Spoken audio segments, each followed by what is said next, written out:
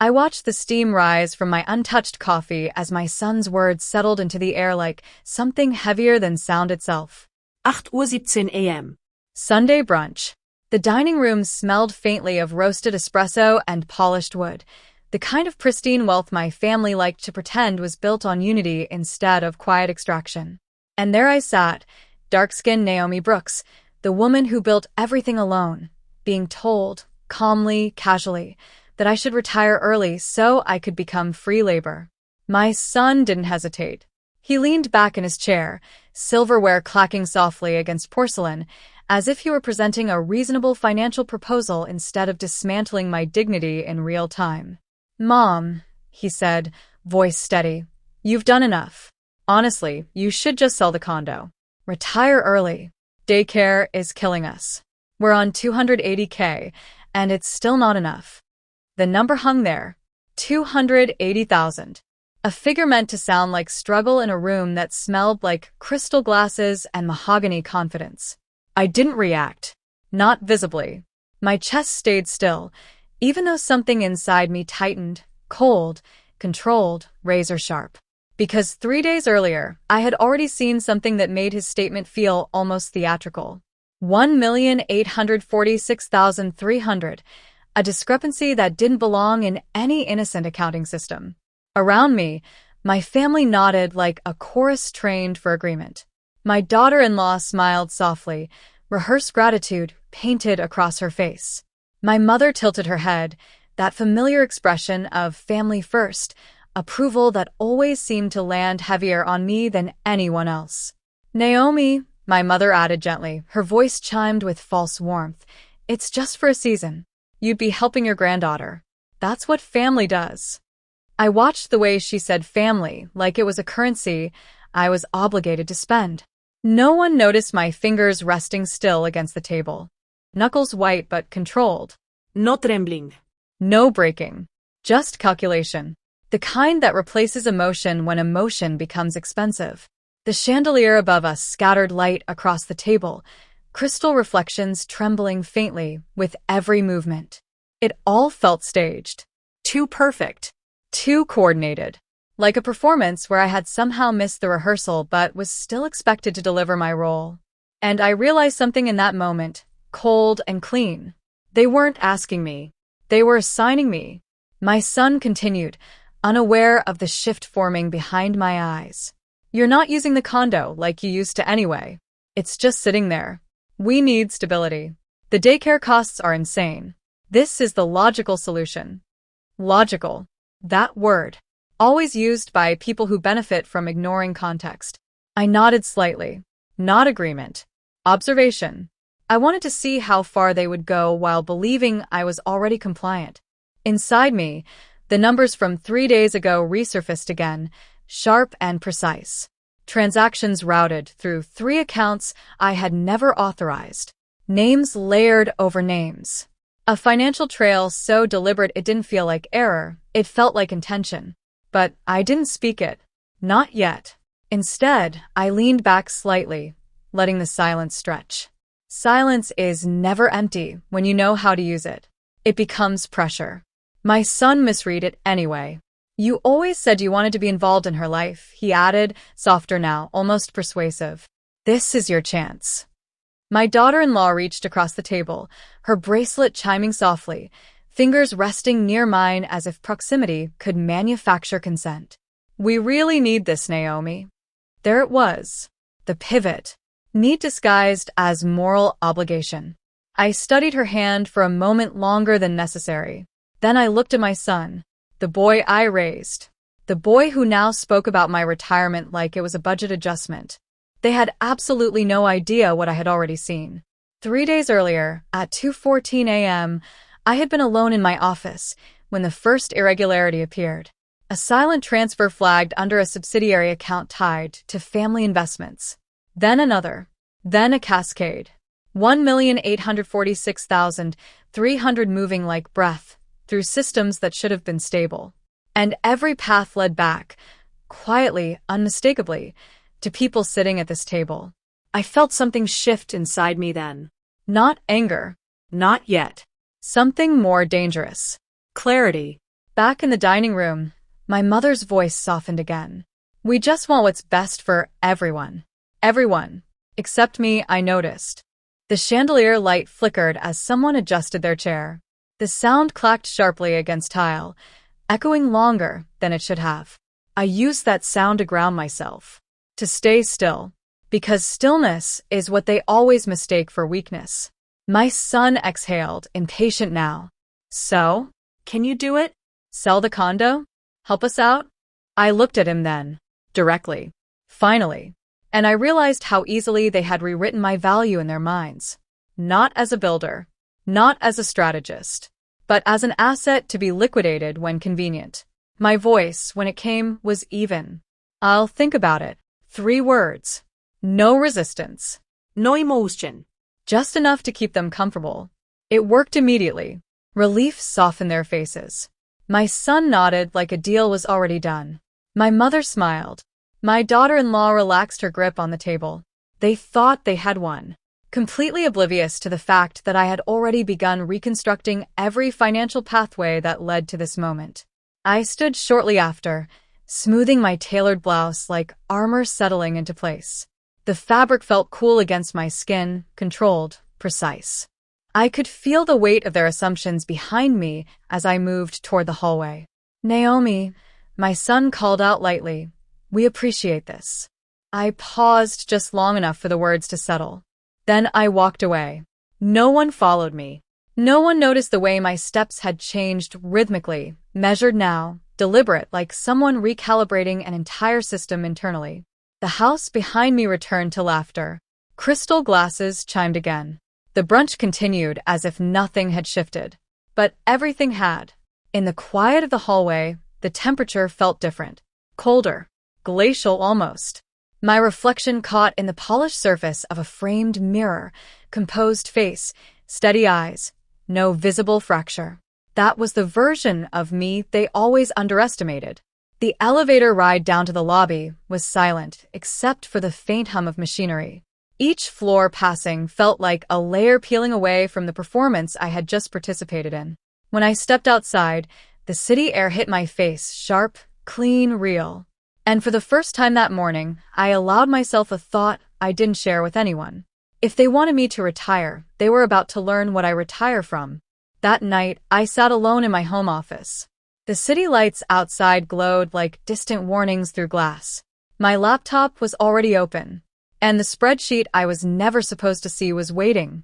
The spreadsheet stayed open in front of me like an accusation that refused to blink. After I left the brunch table, the silence of my home office didn't feel peaceful. It felt engineered, controlled. The kind of silence that follows a decision already made without your consent. The glow of the screen reflected off my face as I sat back in my chair, my tailored sleeves slightly wrinkled from the day's performance. The air inside the room felt colder than outside, almost glacial, as if the truth itself had lowered the temperature. And there it was again. Marcus. My son's name sitting at the center of financial pathways that shouldn't have existed. But before I let myself fall fully into the numbers, my mind drifted, uninvited, back through years I had trained myself not to revisit. I remembered Marcus at 19, sitting at my kitchen table, shoulders slumped, telling me his student loans were temporary pressure. His voice had echoed softly in that same room where crystal bowls once chimed during family dinners. I remembered the way I quietly transferred $38,400 without telling anyone, telling myself it was temporary help. It was never temporary. That was the first thread. Then came the business phase. Marcus calling me at 11:42 p.m. one night, voice trembling with frustration, explaining how his startup had collapsed due to market timing. I had listened in silence, my knuckles white around my phone, while the numbers on my end told a different story entirely. Mismanaged capital, abandoned obligations, unpaid contractors. Still, I covered it. $112,000, no questions from the family. No consequences. Only praise for supporting the golden child. That phrase had always followed him. Golden child. Even now, I could hear my mother's voice in memory, soft but deliberate. Marcus is just more social, more connected, he fits in easier. What she meant was lighter skin, easier approval, less friction in rooms that rewarded appearance over effort. I, on the other hand, built everything alone. No applause. No questioning. No forgiveness for failure. Only precision. Only work. The cursor blinked on the spreadsheet again, pulling me back into the present like a cold hand around my wrist. I scrolled. And that's when I saw it. A cluster of transactions. Identical timestamps. Repeating patterns that shouldn't exist in any legitimate financial structure. 2:14 a.m. 2:14 a.m. 2:14 a.m. My chest tightened slightly. Not fear, but recognition. Systems don't repeat errors like that unless someone wants them repeated. The chandelier light from my desk lamp cast a faint reflection across the glass frame of my monitor, trembling slightly as if the room itself was unsettled. I leaned forward, my eyes narrowing, the air around me feeling sharper, almost razor-thin. Someone was moving money, deliberately. And it wasn't random. It was coordinated. I clicked deeper into the transaction trail. The numbers opened like doors I wasn't supposed to walk through. Accounts nested inside accounts. Shell layers wrapped around familiar institutions. And then the pattern tightened. Every path looped back into one central node. Marcus. I stopped moving. Not because I was confused, but because clarity arrived too cleanly. I exhaled slowly, my breath steady, controlled. My fingers rested on the keyboard, knuckles still, no trembling. Just calculation. Then I saw another layer. A vendor account tied to one of Marcus's failed business ventures. Except it wasn't failed. Not financially. Money had continued flowing through it long after the business was supposedly dead, which meant someone had kept it alive. Or used it. My mind worked faster now, not emotionally, but structurally. If Marcus was the endpoint, then the system wasn't supporting him, it was routing through him. That thought changed everything. Because it meant he wasn't just reckless. He was positioned. And someone had placed him there intentionally. A memory surfaced uninvited. Marcus at a family dinner years ago, laughing louder than everyone else, while my contributions were acknowledged with polite silence. I remembered the way my mother clacked her crystal glass lightly against the table as she said, "Marcus is our future." Future. The word had always been a shield for his mistakes. I clicked another file. A transfer history opened, showing a series of structured payments labeled as consulting distributions. Except there were no consulting records attached. Only movement. Only flow. Only Marcus. My internal temperature shifted then, subtle but absolute. Not anger. Something colder. More stable. Like ice forming where heat used to exist. Behind me, the city outside my window hummed faintly, distant traffic echoed through glass, but inside the room everything felt contained. Pristine. Controlled. I stood up slowly and walked to the window, letting the screen glow behind me like a second presence. Below, the city lights flickered in patterns that felt almost irrelevant compared to what I was seeing. My voice stayed internal, precise. So this is what they built. A system where failure was invisible because it was continuously funded. A system where Marcus never had to fall far enough to learn the ground. I returned to the desk and continued. The next file didn't belong to him directly, but it passed through him. A holding account with rotating signatures. Names I didn't recognize at first. Then I noticed the timestamps again. 2:14 a.m. Always the same. Always precise. I zoomed in further, my eyes narrowing as the pattern sharpened into something undeniable. This wasn't maintenance. It was coordination. Someone was using Marcus as a conduit. My fingers hovered over the trackpad for a moment, still deliberate.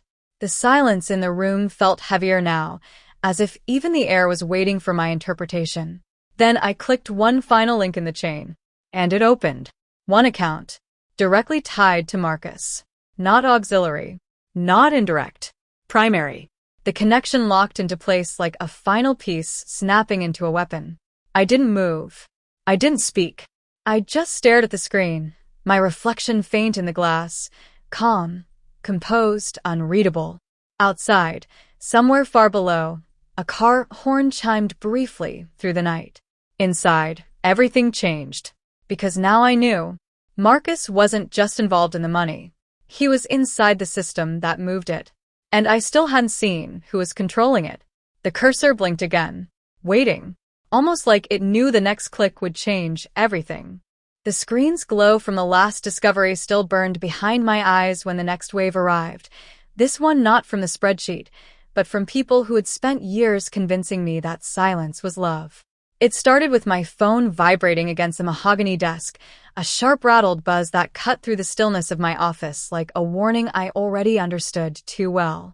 I didn't need to look at the name to know what kind of conversation was waiting.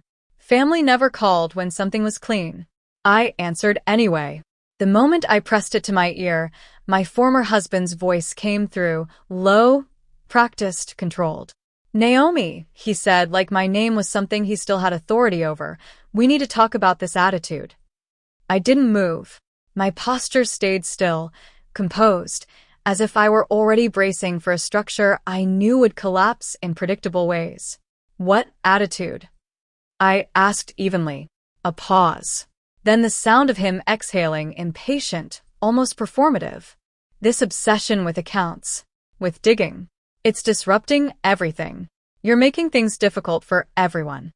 The word everyone always meant them, never me. I turned slightly in my chair, the night air from the window brushing against my skin, icy and precise. Outside, the city lights flickered like distant evidence of a world still functioning on illusion. "I'm reviewing financial activity," I said calmly. Another voice cut in before he could respond, my son. "Marcus, you're making this bigger than it is, Mom." Mom. Not Naomi. Not the woman who built half the stability they now lived inside. Just Mom, the role they pulled out when they needed compliance instead of truth. I could hear faint background sounds on their end, glass clacking, a television murmuring, a space filled with comfort I had helped fund but was never fully part of. "We're family," my former husband added quickly, almost as if the phrase itself could end the conversation. There it was again. Family. A word they used like a lock. Not to protect us, but to contain me. I leaned back slightly, letting the silence stretch between us through the phone line. Silence is never empty when you know how to use it. It becomes pressure. It becomes exposure. Marcus broke first. "You don't understand how stressful things are right now," he said. "The condo situation, the childcare, everything is tight. We're all trying to manage. Manage, not survive. Not struggle. Manage. Luxury disguised as pressure." I listened carefully, my breathing steady, my chest controlled. But inside, something shifted, not emotional collapse, not anger, but structural recognition. They weren't reacting to my questions. They were reacting to proximity, to me getting close. I opened a second file on my laptop while still holding the call, my fingers steady, deliberate. The spreadsheet expanded across the screen again, revealing the pattern I had already begun to map. 438,000. Unauthorized movement. Layered across accounts tied to a luxury development project labeled Harborline Residences. The name itself felt too polished, too clean. Pristine branding over unstable structure. And then I saw it again. The same signature appearing across multiple authorizations. Not Marcus. Not my former husband. Someone else. A name that repeated like a rhythm behind everything. Ethan Whitmore. I didn't speak it yet. Instead, I let the weight of it settle in my mind first, like a cold object being placed carefully into position. On the phone, Marcus continued, unaware of the shift forming on my side of the conversation. "You always do this," he said. "You start digging and suddenly everyone's the problem. Can't you just trust us for once?" Trust. The irony almost landed like heat, but it never reached ignition. Because trust is not what I was reviewing. I was reviewing movement, patterns, extraction. I stood slowly from my chair, the floor beneath me silent, controlled. The chandelier light from the hallway reflected faintly into the room, scattering across the polished surface of my desk like fractured clarity. My voice remained calm. "I'm not stopping my review." A pause on the line. Then my former husband again, sharper now. "You're going to destabilize everything over nothing. We're family, Naomi." Stop acting like this is corporate litigation. Corporate litigation. That phrase confirmed more than they intended, because it told me exactly how they thought of this structure. Not as family support, but as a financial system that I was suddenly interfering with. I moved toward the window, my reflection faint in the glass, tailored silhouette, composed posture, eyes steady. No visible trembling. No emotional distortion. Only calculation. Behind me, the laptop screen continued to glow. 438,000. Moving in coordinated intervals. Always tied back to the same development project. Always circling the same signature. Ethan Whitmore. My internal temperature shifted again, slower this time. From icy recognition into something more precise. Lethal clarity. Because I understood something fundamental now. Family wasn't asking me to stop investigating. They were asking me to stop seeing. A memory surfaced uninvited. Years ago, sitting at a dinner table under crystal chandeliers, hearing relatives praise Marcus as our future, while I quietly absorbed every financial shortfall they refused to acknowledge. I remembered how easily my contributions were absorbed into silence, how easily my stability became expected instead of respected. We're family. The phrase had never been affection. It had always been authorization. On the phone, Marcus softened his tone slightly, shifting strategy. Mom, please. Just let this go. We can handle it. Handle it. Another illusion of control. I returned to my desk, placing my hand on the mouse with steady precision. The cursor hovered over Ethan Whitmore's name. Before clicking deeper, I spoke, not loudly, not emotionally, just clearly enough for them to hear the shift. I've already seen the transfers. Silence. Not immediate denial. Not correction. Silence that stretched just long enough to confirm accuracy. Then my former husband voice tightening. What exactly are you implying? That was the first crack. Because implication is what people ask about when truth becomes too close to naming itself. I clicked once. Ethan Whitmore's signature expanded across the screen. Multiple documents, multiple approvals, multiple layers of financial routing that connected directly to Marcus's accounts. The structure revealed itself fully now, like something no longer able to hide behind its own complexity. And I understood the hierarchy. Marcus wasn't the architect. He was the corridor. The family had been feeding him into something larger. Something curated. Something designed. My breathing remained steady, but my awareness sharpened into absolute focus. The room felt colder now, glacial in its stillness, as if even the air was listening. On the call, Marcus spoke again, but his tone had changed. Less confident now. You don't need to go after Ethan, he said. He's important. He's helping us. Helping us. That sentence confirmed everything. I closed my eyes briefly, not in surrender, but in alignment. When I opened them again, the decision had already formed. I see the structure now, I said quietly. My former husband reacted immediately. Naomi, don't escalate this. But escalation wasn't something I was initiating. It was something I was finally recognizing. I ended the call without another word. The silence that followed wasn't empty. It was informational. I turned back to the screen, Ethan Whitmore's signature still glowing faintly under the cursor, as if waiting to be acknowledged fully. And as I studied it, one question formed, cold, precise, unavoidable. Why does every path lead back to a man my family worships, and what exactly did they agree to without telling me? The cursor blinked once, then again, waiting for the next click. The moment I closed Ethan Whitmore's file in my mind, the pressure didn't disappear. It multiplied, as if the system itself noticed I was getting too close and decided to push back in human form. My phone lit up again. This time, not a single caller. A chain. My former husband. My mother. 2 cousins. Even Marcus again. All within minutes. The screen looked like a coordinated attack. Names stacking, vibrating, overlapping in urgency.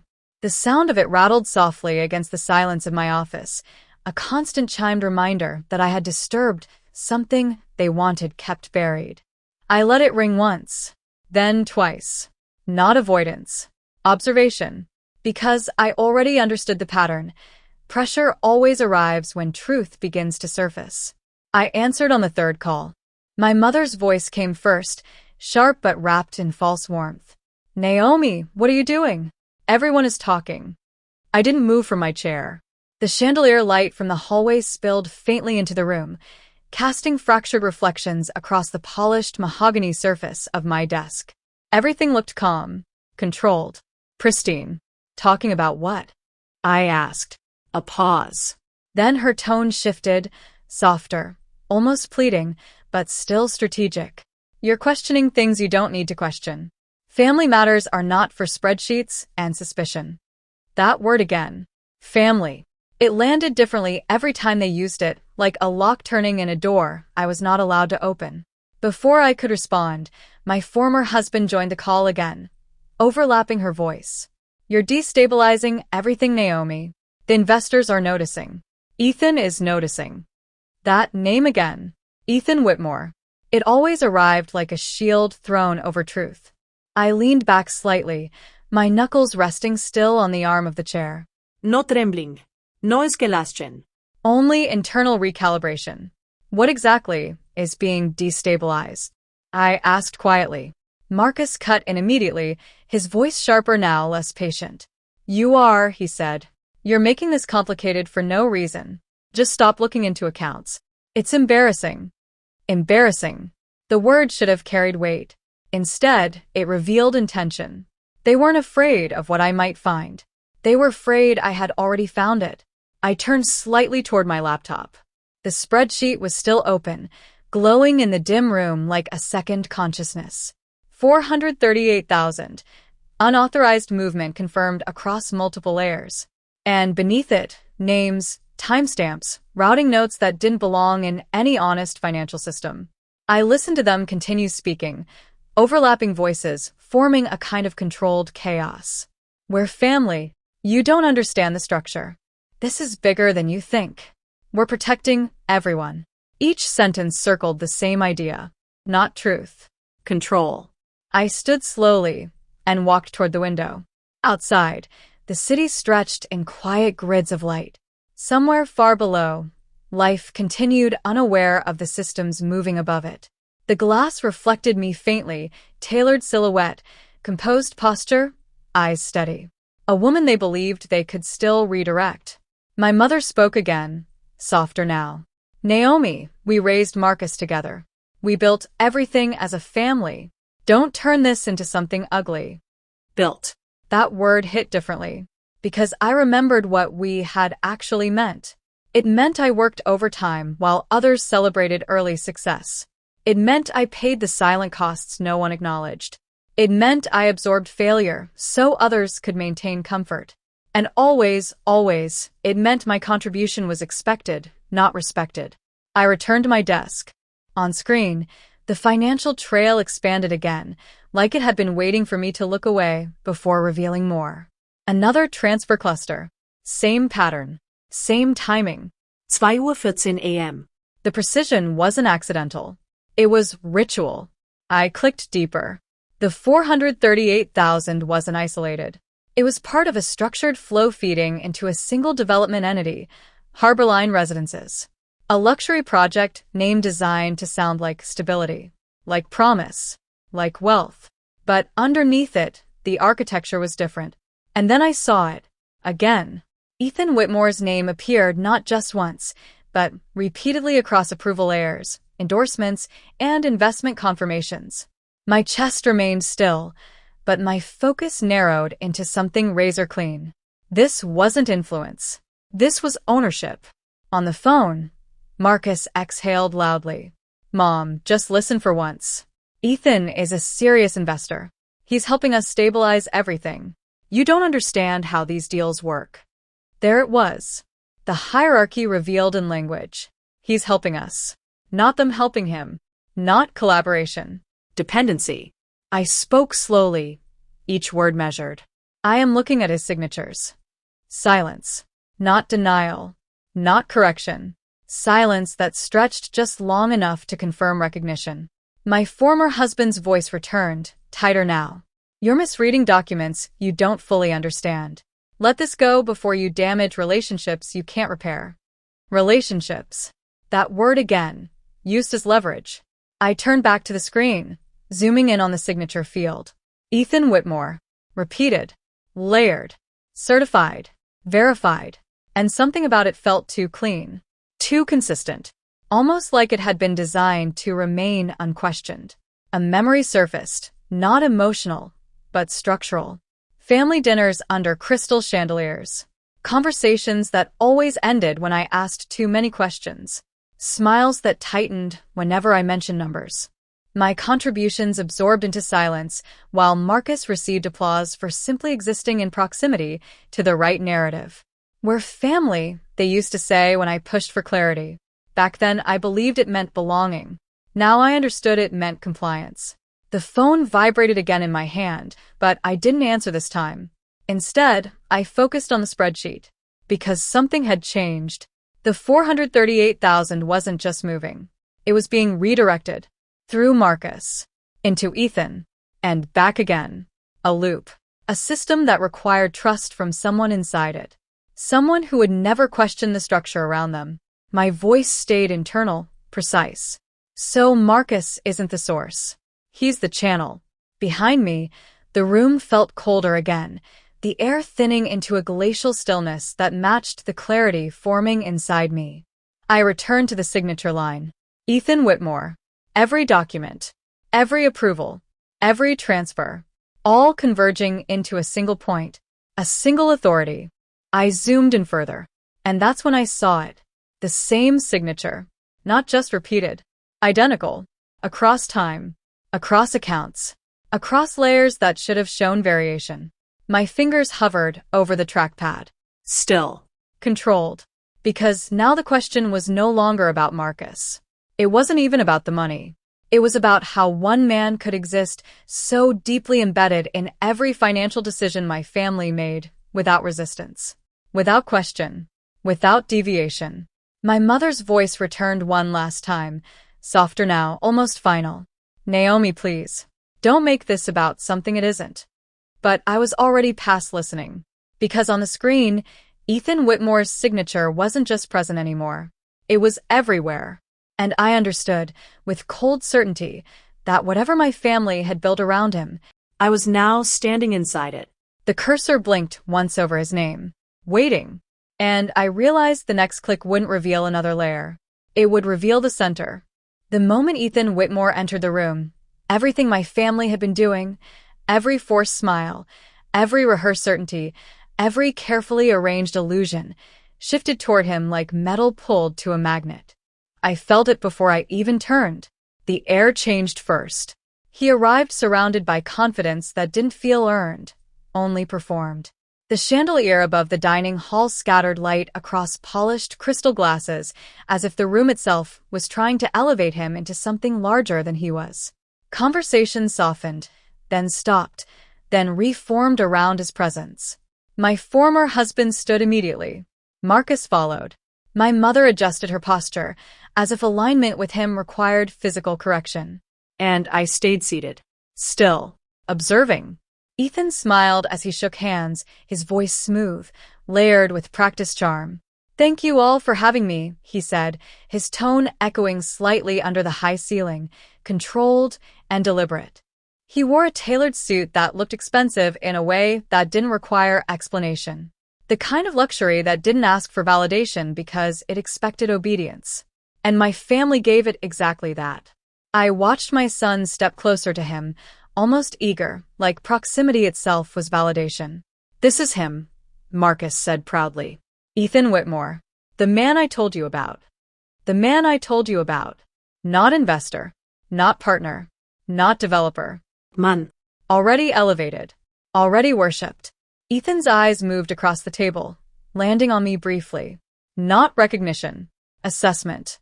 Like someone noting an object that hadn't yet been categorized. And then he smiled slightly. Ah, he said, voice smooth, almost amused. You must be the accountant. Accountant. Not consultant. Not forensic specialist. Not financial investigator. Reduced instantly. My chest remained still, but something inside me adjusted, quiet, controlled, razor-focused. My former husband laughed lightly. She keeps our books honest, he said, like it was a harmless hobby rather than structural intelligence. Ethan nodded slowly, as if processing something mildly entertaining. Interesting, he said. I always find people in auditing fascinating. They see numbers but not value. A few soft laughs spread across the table. Crystal glasses chimed as someone shifted in their seat. The sound echoed too cleanly, too rehearsed. I didn't respond. Not because I lacked words. Because I was measuring him. Ethan leaned back slightly, his confidence expanding into the space like it belonged there. You know, he continued, turning slightly toward the table, people who audit money usually do it because they never learn how to make any. The room reacted instantly. Laughter. Controlled, approving, familiar. My mother smiled. Marcus smiled. Even my former husband exhaled like the comment confirmed something they had already accepted. I remained still. The laughter didn't reach me. Because in that moment, something inside me shifted, not emotionally but structurally. Cold recognition replaced reaction. I had heard variations of that sentence my entire life. Just softer. More polite. Less direct. But always the same message. Your precision is not power. It is limitation. I folded my hands beneath the table, knuckles steady, not trembling. The polished mahogany surface reflected faint fragments of chandelier light, fractured like broken assumptions. Ethan continued speaking, unaware that he had already changed nothing about me, only revealed himself faster. I mean no disrespect, he added casually, sipping from a crystal glass. It's just perspective. I build things. Real things. Real things. That phrase lingered. My eyes moved briefly across the table. Marcus watched him like approval was oxygen. My mother nodded slightly, as if she had finally found external validation for something internal. My former husband leaned forward. That's exactly what we need, he said. Someone who understands growth. Growth. Another borrowed illusion. I listened carefully, not to their admiration but to their alignment. Because alignment always reveals structure. And structure always reveals intent. Ethan's gaze returned to me again, slower this time. You still haven't told me what kind of accounting you do, he said. I met his eyes directly. My voice, when it came, was calm. Forensic financial analysis. A pause. A subtle shift in his expression. Not fear. Interest. Then dismissal again. Ah, he said lightly. So, audits with attitude. Another laugh. This time softer. More confident. More comfortable. I let it happen. Because comfort is where people reveal themselves. And I was already collecting. Not emotionally. Strategically. My hand rested near my glass, untouched. The condensation had begun to form, cold against warm air, a small physical reminder of stillness in motion. Ethan turned back to the group. I'm just saying, he continued, when I acquired my first development project, I wasn't sitting behind spreadsheets. I was negotiating deals in real time. My son leaned forward immediately. That's exactly what I've been telling you, Marcus said, almost excited. Ethan understands how things actually move. Actually move. The phrase echoed differently now, because I had already seen how things were moving. 438,000. Layered transfers. Identical timestamps. 2:14 a.m. precision. And beneath all of it, Ethan Whitmore's signature repeating like a structural imprint. I exhaled slowly through my nose. Controlled. Contained. Because now I understood something essential. Ethan wasn't just part of the system. He was being presented as its origin. My former husband gestured lightly toward me. She just doesn't trust new approaches, he said, almost apologetic to Ethan. Ethan smiled again. It's fine, he replied. Old habits are hard to break. Old habits. The irony almost landed. But I didn't react. Instead, I stood slowly. Not dramatically. Not disruptively. Just enough to adjust my presence in the room. The conversation paused instinctively. That pause told me more than anything they had said. Ethan looked at me again, curious now. I walked toward the side table, where documents from earlier discussions were stacked casually beneath crystal decor. My movement was calm, precise. My tailored clothing caught the chandelier light briefly, clean lines reflecting stability they didn't associate with me anymore. I picked up a folder, opened it, not theatrically, just enough. Inside were preliminary financial reports for Harborline residences. And there it was again. Ethan Whitmore's signature. Repeated across approvals, endorsements, allocations. I turned the page slightly, letting the angle shift. The room didn't notice yet, but I did, because now I was seeing the pattern fully. Not isolated documents, a system of authorization, built around him. I closed the folder and placed it back down. Ethan watched me now more closely. "You find something interesting?" he asked. My voice stayed even. "Just structure," I said. A faint pause. Then I returned to my seat. But something had changed in the room. Not visibly, not loudly, but perceptibly. Because now I wasn't just the quiet relative at the table. I was someone who had looked twice. And that always creates discomfort. Ethan resumed speaking, but slightly more controlled now. "We're finalizing Phase 2 funding soon," he said. "Everything is aligned. Investors are confident." Investors. That word sharpened my focus immediately, because confidence is not a financial indicator. It is a psychological one. My fingers lightly tapped once against the edge of the table. Silent. Measured. I could feel it now, the shift beneath the surface conversation. Because every time Ethan spoke, he wasn't just describing a project. He was reinforcing ownership. And every time my family nodded, they were confirming dependency. Then it happened. My phone, resting silently near my chair, lit up. A notification. Not loud. Not dramatic. Just enough. I glanced down. A system alert from my internal financial monitoring tools. Une autorise de lien detection. Subject: Ethan Whitmore. My chest remained still, but my attention narrowed instantly.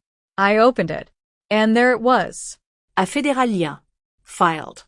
Active. Under his name. Timestamped. Verified. Real. The room continued speaking. Glass chimed softly somewhere to my right, but I didn't hear it anymore, because everything had just restructured. Slowly. Cleanly. Irreversibly. I looked up across the table. Ethan was still talking. Still confident. Still anchored in control he believed was invisible. And I understood, with absolute clarity, that whatever he thought he owned was already under federal attention. My hand rested still on the phone. Screen glowing. Lien confirmé. And for the first time since he entered this room, the power dynamic had changed. The federal lien notification still glowed on my phone screen when I realized something far more dangerous than Ethan Whitmore's signature being everywhere. It wasn't just that he was visible to federal systems. It was that he had been visible long before I started looking. And no one stopped it. I sat back in my chair, the mahogany surface beneath my hands cool and steady, while the chandelier light from the hallway cast fractured reflections across my office wall. The air felt different now, less like silence, more like containment. As if the truth had finally filled the room, and the room was adjusting around it. My fingers moved again. Not hesitantly. Precisely. I reopened the financial trail I had been mapping since Marcus first appeared at the center of it. The spreadsheet expanded across the screen like a living structure, layers unfolding in controlled rows. At first, it looked like confusion, too many accounts, too many intermediaries. But confusion is just unstructured clarity, and I had learned how to structure it. I began isolating the patterns. Shell entities first, then valuation distortions, then liquidity movement masked as development reinvestment. Each category collapsed into the next like compartments opening inside a locked system. And then I saw it. The first shell company. Harborline Holdings LLC. A name too clean to be real. Too generic to resist scrutiny unless no one was looking closely enough. I clicked deeper. Another layer. Harborline Capital Partners. Another. Harborline Development Trust. Each one nested like Russian dolls, designed not to hide money but to delay understanding of where it actually lived. My chest remained steady, but something inside me sharpened further. Not emotional escalation. Structural recognition. This wasn't improvisation. It was architecture. Outside my window, the city hummed faintly, distant traffic echoing through glass, but inside the room, everything felt tightly controlled, almost glacial in temperature. The kind of cold that doesn't freeze motion, it preserves it. I leaned forward and kept going. False valuation reports appeared next. Projected asset growth charts inflated beyond realistic market conditions. Construction phases that existed only on paper. Investor returns promised at percentages that should have triggered immediate regulatory resistance. But instead, everything had been approved. Signed. Validated. By the same name, Ethan Whitmore. I let the silence sit for a moment, studying it the way I studied financial anomalies, patiently, without emotional interference. Then I opened the investor ledger. And everything shifted.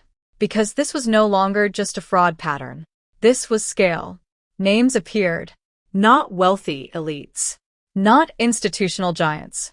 Ordinary people. Retirees. Church investment groups. Teachers' pension contributions. Small community funds pooled together under trust agreements they believed were safe. I stopped scrolling for a second. Not because I was overwhelmed.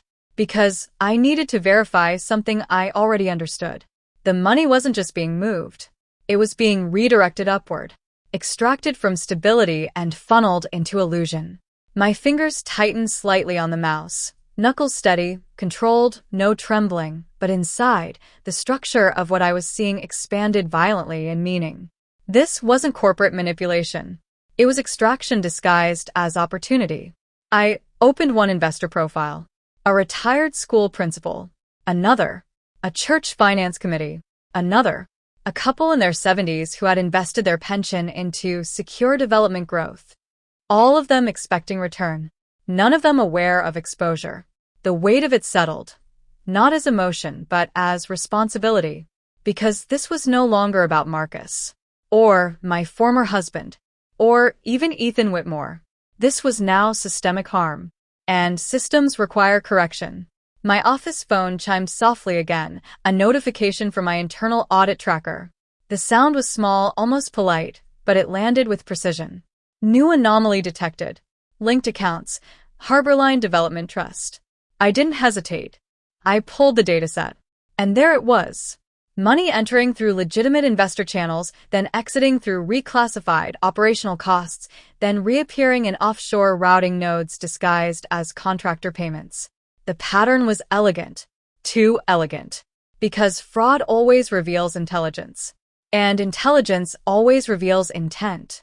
I exhaled slowly, my breath steady, the room feeling colder now, as if even the air had begun to understand the structure forming on my screen. Then I noticed something else. A recurring autorisation signature. Not Ethan's this time. Not Marcus's. Something lower in the chain. Someone who had signed off on internal reclassifications. Repeatedly. Without variation. Without hesitation. A facilitator. My eyes narrowed slightly as I traced the signature pattern across multiple documents. It wasn't just approval, it was alignment. Someone inside the system wasn't just observing the fraud. They were maintaining it. And that changed everything. Because fraud at this scale does not survive external pressure alone. It survives internal permission. I leaned back, letting the realization settle into place like a structural weight locking into position. Behind me, the chandelier in the hallway flickered faintly as someone in the house shifted upstairs. The soft clack of distant movement echoed through the wood, subtle but present. Life continuing unaware of what was unfolding beneath its surface. I returned to the screen and began isolating the signature chain. Every approval path, every routing confirmation, every internal adjustment. And then I saw the repetition tighten. Same approval window, same transaction cluster, same system access point. 2:14 a.m. Always 2:14 a.m. My internal temperature shifted again, still controlled, but now razor-focused. Not confusion, not surprise. Confirmation. Someone inside the system wasn't just helping. They were synchronizing it. And then I followed the final linkage. It led into Marcus's access level. I paused. Not emotionally, structurally, because that connection changed the hierarchy completely. If Marcus had system access, then he wasn't just a participant. He was an interface. And interfaces require authorization, which means someone gave him permission.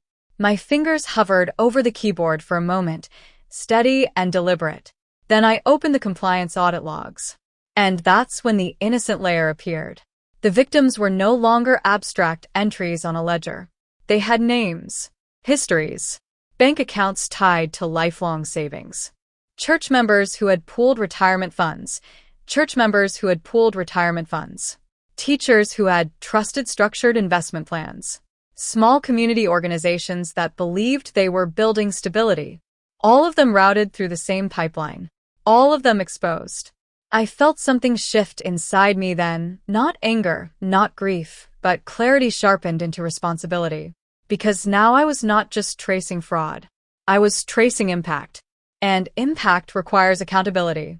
My phone buzzed again. A message this time. Marcus. Just one line. You need to stop digging. This is bigger than you understand. I stared at it for a moment, not reacting, because he was right. It was bigger than I understood, but not in the way he meant. I closed the message and returned to the system. The deeper I went, the more the structure revealed itself, not as chaos, but as design. And then I saw it. The inconsistency, the single signature override buried beneath hundreds of approvals. Not Ethan. Not Marcus. Someone else entirely. Someone embedded inside the authorization chain long before either of them appeared. My cursor hovered over the name. I narrowed the view, and the pattern resolved. A family-linked account, tied to my household structure. Not external. Internal. My chest remained still. But the room around me felt colder now, almost glacial, as if the system itself had acknowledged my proximity to something it had never intended me to see. I whispered nothing. I did not need to, because the data had already spoken. Someone inside my family helped him do it. And the next line of the audit trail led directly to them. The moment the audit trail confirmed it, everything I thought I understood about my son stopped feeling like memory and started feeling like evidence. My screen was still glowing with the same structure I had been tracing for hours. Harborline accounts, layered approvals, synchronized timestamps. But now the pattern had a center I could no longer ignore. Marcus's signature. Not once. Not accidentally. Repeated. Deliberate. My chair didn't move, but something inside me did. Something structural collapsing into clarity rather than emotion. Outside, rain began tapping against the window in a steady rattled rhythm, each drop echoing through the glass like a countdown I hadn't agreed to hear. 2:14 a.m. still held on the timestamp in multiple entries. That detail no longer felt like coincidence. It felt like instruction. I leaned forward, the mahogany desk cool beneath my hands, the polished surface reflecting fractured light from the chandelier in the hallway. The house was silent except for the rain and the faint hum of the city beyond the glass, but inside my office everything felt concentrated, almost compressed. Then I opened the document. The one I hadn't allowed myself to fully read until now. My son's name sat at the bottom of a compliance approval form tied directly to Harborline Development Trust. His signature wasn't uncertain. It wasn't rushed. It was clean, aligned, and timestamped across multiple authorization layers that should have required escalation review. He had signed anyway. And he had signed knowing exactly what it enabled. My chest didn't tighten. It emptied, like something essential had been removed without permission. For a moment, I just stared at the screen, the cursor blinking softly beside his name like it was waiting for me to assign meaning that no longer required interpretation. The rain outside intensified, tapping harder now, the sound echoing through the room in irregular patterns. Somewhere in the distance, a car passed, tires hissing against wet pavement, then fading into silence again. I exhaled slowly, not shakily, not emotionally, controlled, because emotion had become inefficient. I moved to the next file, then the next, and each one confirmed the same thing in different formats. Marcus wasn't just adjacent to the system. He was integrated into it, not as architect, not as mastermind, but as access point. A conduit. Assigned permission structure embedded inside financial movement that should have been flagged at multiple institutional levels. But it hadn't been flagged, because it had been authorized. My fingers hovered over the keyboard, knuckles steady, no trembling, only precision. I began mapping the approval hierarchy again, but now the structure looked different. What had once appeared like corruption now looked like coordination. And coordination requires trust. Not from me. From him. My son had trusted Ethan Whitmore. Or worse. He had been instructed to. A memory surfaced without permission.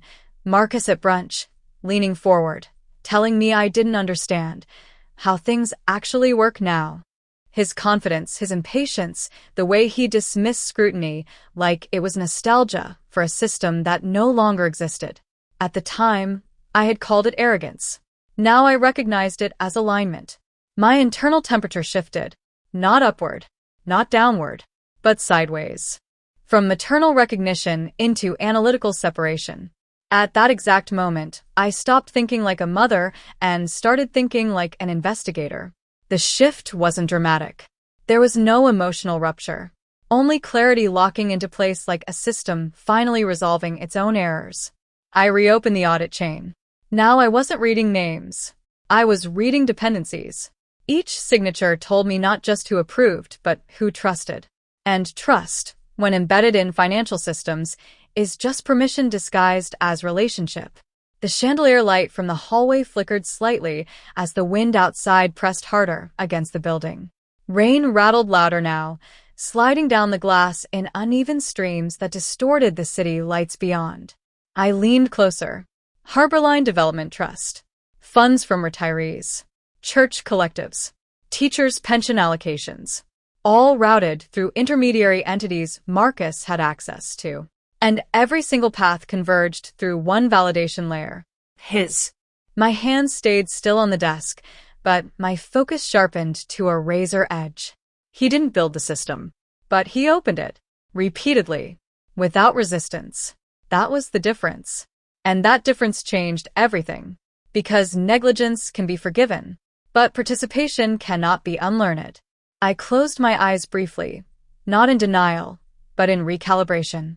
The air in the room felt colder now, glacial in its stillness, as if the truth itself had lowered the temperature around me. When I opened them again, I didn't look at Marcus as my son anymore. I looked at him as a variable inside a financial structure, a compromised node, a weak point, a decision point. My phone vibrated softly on the desk. Once. Then again. The sound clacked lightly against the mahogany surface, sharp in the silence. Unknown number. I didn't answer immediately. Instead, I studied it. Because interruptions at this hour are never random. They are responses. I let it ring again. The rain outside intensified, echoing harder against the glass, and for a brief moment, the entire room felt suspended between silence and consequence. Then I answered. No greeting. No hesitation. Only presence. A voice came through immediately. Older, controlled, familiar in a way I had not allowed myself to revisit in years. Naomi. I didn't respond. I let the silence exist fully between us. The voice continued. You've seen the documents. Not a question. A confirmation. My fingers tightened slightly on the edge of the desk, knuckles still steady, no trembling, only recognition forming into structure. I've seen enough, I said evenly. A pause on the other end. Then a soft exhale. You shouldn't be looking into this alone. That sentence shifted the room again. Not emotionally. Structurally. Because it implied awareness. And awareness implies prior knowledge. My gaze drifted back to the screen where Marcus's signature still sat, unchanged, final, undeniable. Alone is irrelevant, I said quietly. The data doesn't change based on participation. Another pause. Longer this time. Then the voice lowered slightly. There are things inside that system you were never meant to see. I looked out toward the rain-streaked window, where the city lights blurred into fractured lines of reflection. Then why was my son inside it? I asked. Silence again. Heavier this time. Not avoidance. containment. And in that silence, something new entered the structure of this moment. Not information, not confirmation, direction. Because whoever was on the other end of that call was not reacting to discovery. They were reacting to exposure. And exposure always leads somewhere. Finally, the voice spoke again, slower now. Because Marcus didn't just sign documents, Naomi, a pause. Long enough for the rain to fill the gap. He was placed in them. My breath remained steady. But the room shifted. Because placement is not accident. Placement is design. And design requires a designer. My eyes returned to Marcus's signature on the screen. Still there. Still valid. Still legally binding. But now I saw it differently. Not as betrayal alone, but as positioning. The call stayed open. The rain kept falling. And somewhere beneath all of it, a realization formed with quiet certainty. If my son had been placed inside the system, then someone had decided exactly where I would find him. And the question was no longer what he did. It was who decided he would do it. The line on the phone went silent. But before it disconnected, I heard one final thing. Barely audible, almost swallowed by distance. They're going to call you next. And then the line went dead. The line went dead in my hand, but the silence that followed wasn't empty anymore. It was structured, intentional, like something had just stepped out of the shadows and decided I was now part of the architecture. I stayed still at my desk, the phone resting against the mahogany surface, its black screen reflecting the faint chandelier glow from the hallway. Rain still tapped against the window, steady and controlled, as if the night itself was maintaining rhythm for what was about to unfold. They're going to call you next. That sentence didn't leave my mind. It settled in layers. Because threats are emotional. But predictions are operational. And operational language always means coordination already exists. My fingers tightened slightly, not trembling, not unstable, just aware. The room felt colder now, glacial in a way that didn't come from temperature alone, but from recognition. Something had already been set in motion, without my consent. And I had just been notified after the fact. I stood slowly, not because I was unsettled, because I needed perspective. The floor beneath me was silent as I moved toward the window, my tailored blouse catching faint reflections of city light scattered through rain-streaked glass. Outside, the skyline looked distant, fractured, like a system too large to see all at once. Inside, everything felt closer, contained. The phone didn't ring again immediately. It didn't need to, because exactly 7 minutes later, there was a knock at my door. 3 sharp clacks against wood. Measured. Deliberate. Not casual. Not accidental. I didn't move at first. I listened. The sound didn't repeat. Whoever stood there understood timing. That alone told me more than any voice could have. I crossed the room and opened the door slowly. And there he was. An older man, composed, wearing a dark coat that still held the faint scent of rain. His presence didn't feel like intrusion. It felt like continuation, like he had always been part of a system I had only recently started mapping. "Naomi Brooks," he said quietly, as if confirming identity rather than greeting me. I didn't respond immediately. I studied him instead. His posture was straight but not rigid, controlled but not defensive. The kind of calm that comes from understanding systems that other people only react to. He extended a sealed mahogany box. No explanation. Just placement. I took it carefully.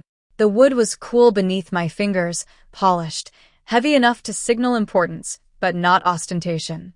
The grain caught the hallway light in subtle patterns, like something deliberately preserved. "What is this?" I asked evenly. His voice remained low. "Something your grandfather instructed me to deliver only when the structure reached instability." Structure. That word again. Not family. Not inheritance. Structure. I stepped aside and let him in without another word. The door closed behind him with a soft thud that echoed through the hallway like a finality that had been waiting years to arrive. He didn't sit immediately. Neither did I. We stood in silence for a moment, the kind that doesn't ask for permission. Then I placed the box on my desk. The mahogany surface reflected it faintly beneath chandelier light filtering in from the hallway. The room felt different now, not colder, but sharper. As if the air itself had become aware of documentation waiting to be opened. "You are not supposed to know about this yet," he said. "Yet," I repeated. A pause. Then he nodded slightly. "Your grandfather anticipated delay, not prevention." I opened the box slowly. Inside, folded with precise care, was a legal document sealed in archival plastic. Thick paper. Formal stamping. A trust amendment dated years ago, long before Marcus's failures, long before Ethan Whitmore's presence, long before any of this structure had started revealing itself. My breath remained steady as I unfolded it. The first page revealed language that immediately shifted everything I thought I was standing inside. Controlling authority. Asset governance transfer. Conditional activation clause. My eyes moved line by line, absorbing structure rather than emotion. And then I saw my name. Naomi Brooks. Designated successor trustee. Not beneficiary. Not participant. Authority holder. My chest remained still, but something inside me recalibrated sharply. Not shock. Reclassification. The attorney watched me carefully, his voice quieter now. "Your grandfather did not trust how the family would evolve after his passing," he said. "He created a parallel structure. One that would remain dormant unless external exploitation reached a defined threshold." My fingers traced the edge of the document carefully. "And that threshold?" I asked. He didn't hesitate. "Has been met." Outside, rain intensified slightly, tapping harder against the window, each drop sounding like a soft warning echoing through glass. I looked back down at the document, because now I understood something fundamental. Everything I had been tracing, Marcus's involvement, Ethan Whitmore's signature network, the 438,000 movement cycles, the harbor line structure, none of it existed in isolation. It was all connected to a single asset cluster, a project I had seen repeatedly across financial trails. Harborline Residences. My former husband's voice suddenly resurfaced in memory. "Ethan is stabilizing everything." Stabilizing. Not building. Not investing. Stabilizing. As if something already unstable had required containment. I turned another page. And that's when the power dynamic shifted completely. The document listed controlled assets, multiple holdings, development rights, investment approvals, and beneath them, one clause that changed everything. All operational authority for Harborline Residences transfers to Naomi Brooks upon activation confirmation of Trust Amendment TR 88. I read it again, slowly, because systems don't usually grant authority without visibility. But this one had. The attorney finally spoke again. "Your grandfather ensured no single external actor could override this clause," he said. "Which means every signature you've been tracing, every approval, every transaction has been occurring under your latent authority." My eyes didn't leave the page. "Latent," I repeated quietly. He nodded. "It was never inactive. It was simply unclaimed." A silence settled between us. Heavy. Controlled. Precise. I placed the document back on the desk slowly, feeling the weight of it shift reality rather than paper. Because now I understood the system from a different angle. Ethan Whitmore wasn't building ownership. He was operating inside someone else's dormant authority structure. And Marcus, my chest tightened slightly, not emotionally but structurally again. Marcus wasn't just inside the system. He had been signing within it, without knowing who held final authority. The attorney adjusted his coat slightly. "There is something else," he said. I looked up. His expression remained composed, but there was something measured in his hesitation. "The development project you've been investigating. Harborline Residences," he paused. Then continued. "Legally, it is already under your control." The words didn't echo. They settled. Deep. Final. Outside, a distant car passed, tires cutting through wet pavement, the sound fading quickly into silence. Inside the room, everything had changed without movement, without confrontation, without awareness from anyone else. I turned slightly toward the window again. Rain streaked down the glass in uneven lines, distorting the city beyond recognition. And I realized something I hadn't allowed myself to consider until now. They were not operating a system I was discovering. They were operating inside a system I already owned. My fingers rested lightly on the edge of the document. Calm. Controlled. Unshaken. Then I spoke, quietly. So everything I've been watching, I paused. The attorney nodded once. Has been happening under my name? I finished. Yes, he said. Silence again. But this one felt different. Not empty. Not uncertain. Operational. I looked back down at the trust amendment. And for the first time since this began, the question was no longer what they had done. It was what I would now choose to do with everything they thought they controlled. And somewhere deep inside the system, someone else was about to realize that truth at the exact same time I did. Because they had absolutely no idea who the authority belonged to. Not yet. But they would. Very soon. The moment I understood the trust amendment, something inside me stopped reacting and started observing. Not emotionally. Structurally. Because when authority shifts, noise becomes irrelevant. And silence becomes control. I stood in my office holding the sealed document for a few seconds longer than necessary, letting its weight settle into my awareness. Outside, rain slid down the window in slow, deliberate lines, distorting the city into fractured light. Inside, the chandelier glow from the hallway cast soft reflections across the mahogany desk, illuminating everything I now understood I had always owned. Then my phone began to vibrate. Not once. Not casually. Sustained. Multiple calls stacking over each other like pressure building in a sealed system. Marcus. My former husband. My mother. Even Ethan Whitmore's name appeared again, flashing insistently like a signal trying to override silence. I placed the trust document carefully back into the mahogany box and closed it. The sound of the lid shutting was soft, but final. A controlled thud that seemed to echo through the room longer than it should have. And then I walked out. No urgency. No reaction. Only transition. By the time I reached the dining hall, I already understood what they would do. They would not ask. They would demand. Because people only demand answers when they feel systems shifting beneath them. The dining room was still arranged like it had been hours earlier, crystal glasses untouched, chandelier light scattering across polished surfaces, the faint smell of expensive wine lingering in the air. But the energy had changed. It felt tighter. Contained. Like everyone inside had started breathing in shorter intervals without realizing it. Marcus was the first to speak when I entered. His voice came out faster than usual. Mom, we need to talk about what you're doing with the accounts. I didn't respond. I simply looked at him. Not as a mother. As a data point. That silence landed immediately. The room shifted. My former husband leaned forward slightly, trying to reclaim structure through authority. Naomi, he said, controlled but sharpened. This is getting out of hand. People are noticing irregularities. I remained still. No nod.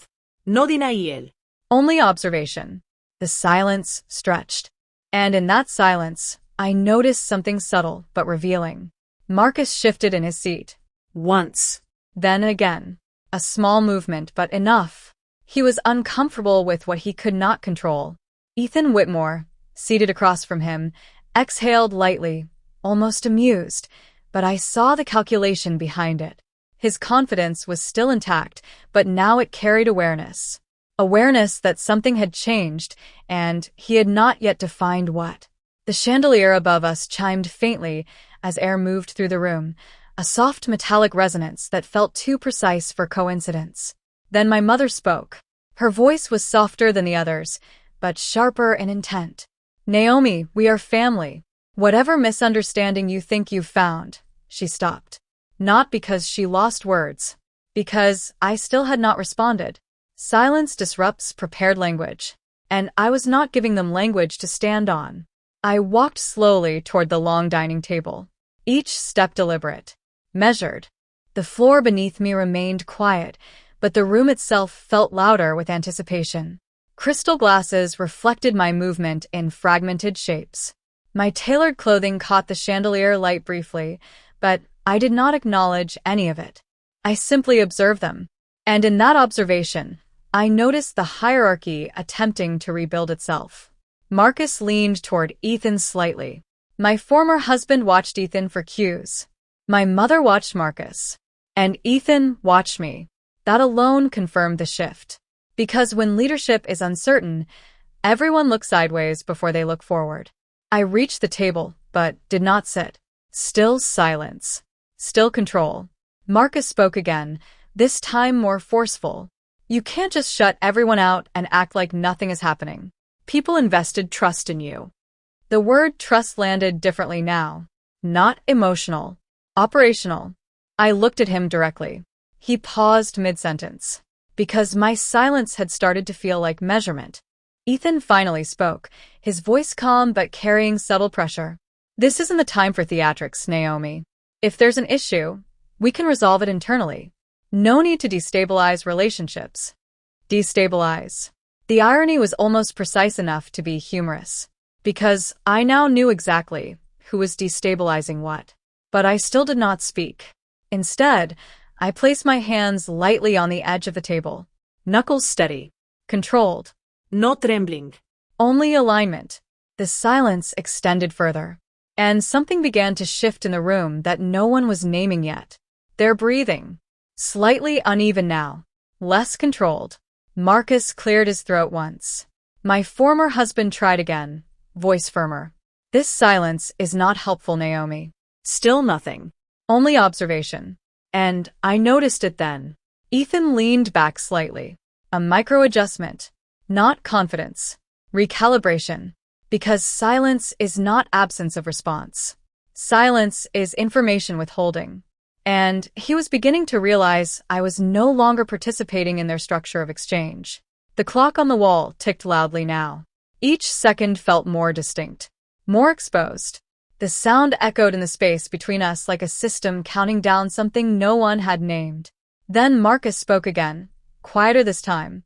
Mom, just tell us what you found. That was the first time his voice carried uncertainty instead of instruction.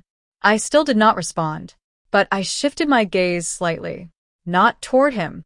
Toward Ethan. Because the system was no longer linear. It was converging. And Ethan noticed that shift immediately. His eyes narrowed slightly just for a moment. Not fear. Recognition. My silence had stopped being passive. It had become directional. My mother attempted again, softer now, almost pleading. We just need clarity. That's all. Clarity. A word they were suddenly desperate for. I exhaled slowly through my nose. Still no speech. Because clarity is not given under pressure. It is revealed under structure. And I had already seen enough structure. Ethan finally leaned forward. His tone changed subtly, less performance, more control. If this is about the Harbor Line accounts, he said carefully, then you need to understand your position in those decisions. That was the moment I noticed it. The first real fracture in his composure. Not visible panic, but exposure of assumption. He still believed he was part of the controlling layer. He did not yet know the layer had changed. I continued to say nothing. And the silence finally started doing what no accusation could. It started making them uncomfortable with themselves. Marcus shifted again. My former husband looked between Ethan and me more frequently now. My mother stopped speaking entirely. The room had become a system waiting for instruction that was no longer coming from them. The chandelier light flickered faintly as someone adjusted position near the table, and the sound of glass clacking softly against porcelain broke the silence for a moment before disappearing again. Even that small sound felt amplified, because silence had become dominant. Ethan exhaled slowly. Then he spoke again, more direct now. Naomi, if you're trying to assert control here, you need to be careful.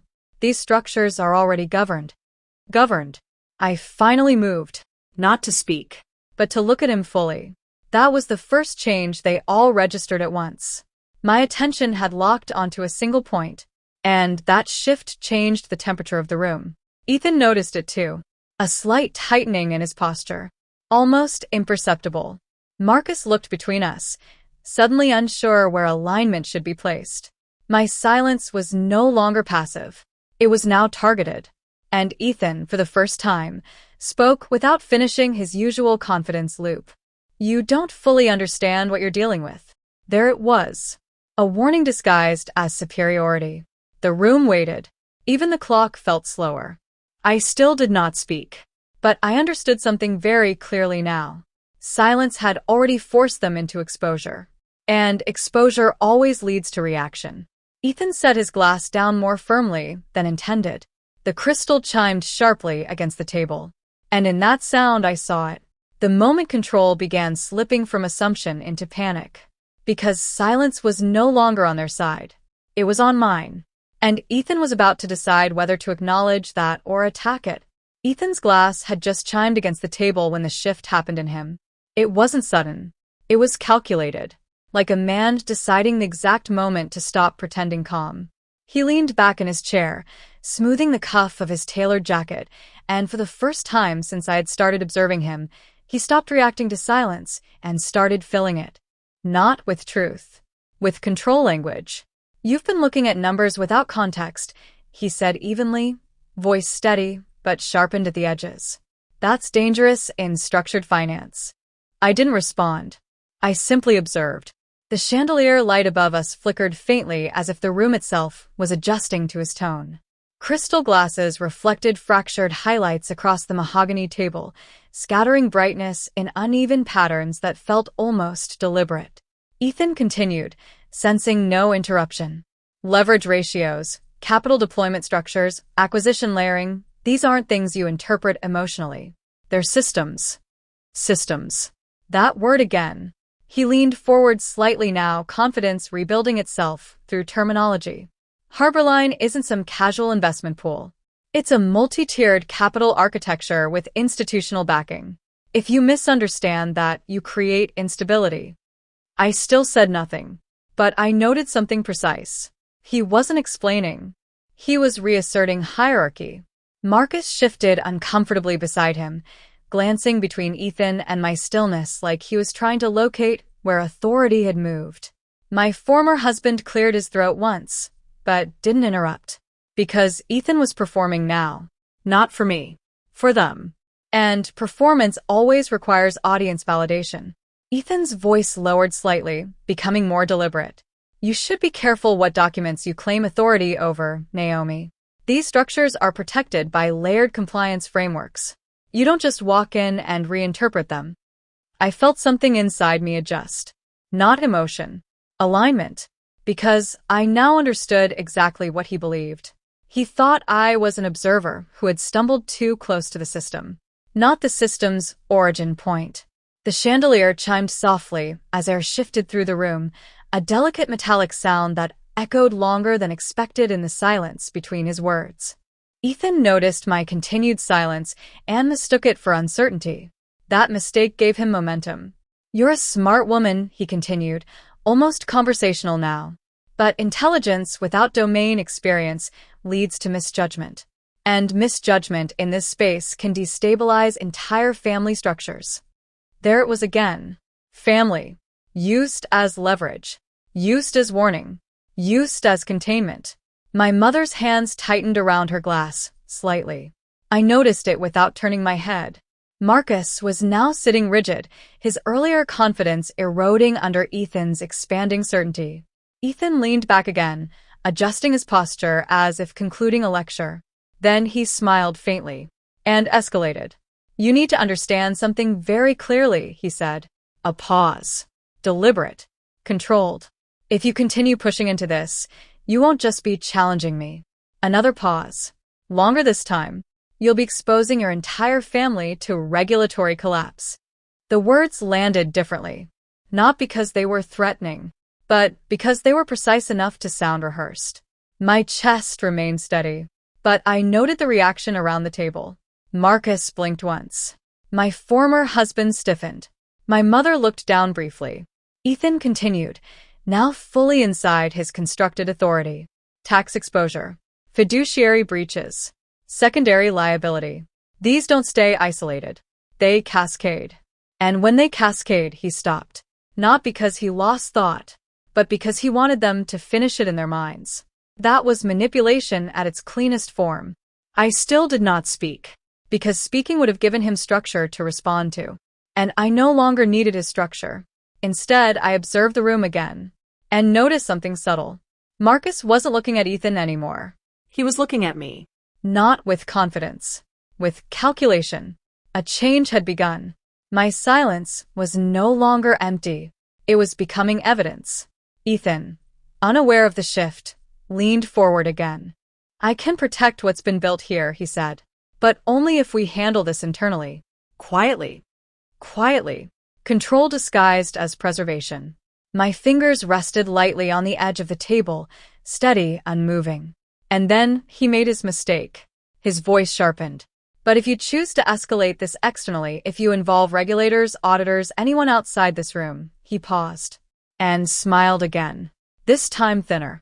You will destroy your own family before you destroy anything else. The room tightened instantly. Even the air felt compressed. That was the first real emotional fracture. Not in me. In them. My mother's breathing became more visible. Marcus shifted again. Faster this time. My former husband looked at Ethan, then at me, as if recalculating alignment options. Ethan had crossed from explanation into threat. And threat always reveals the point of desperation. But I still did not speak, because I already knew something he did not. Federal investigators were already reviewing the full evidence package I had submitted 48 hours earlier. Quietly. Structurally. Without needing permission from anyone in this room. Ethan exhaled slowly, thinking he had won the exchange. But silence does not mean surrender. Silence means data accumulation. I watched him carefully now, and noticed the inconsistency forming in his confidence. A slight overcorrection in posture. A tightening around his jaw. The smallest signs of a man beginning to sense that his language was no longer landing where it used to. Marcus finally spoke, voice uncertain. Maybe we should just slow down a bit. Everyone's getting emotional. Emotional. He thought this was emotional. That realization hit the room differently than anything Ethan had said. Because Marcus was still operating inside the old framework. The framework where power was relational, not structural. Ethan glanced at him briefly, annoyed. No one is emotional, he said sharply. We are managing risk. But even his tone had shifted. Slightly less composed. Slightly more reactive.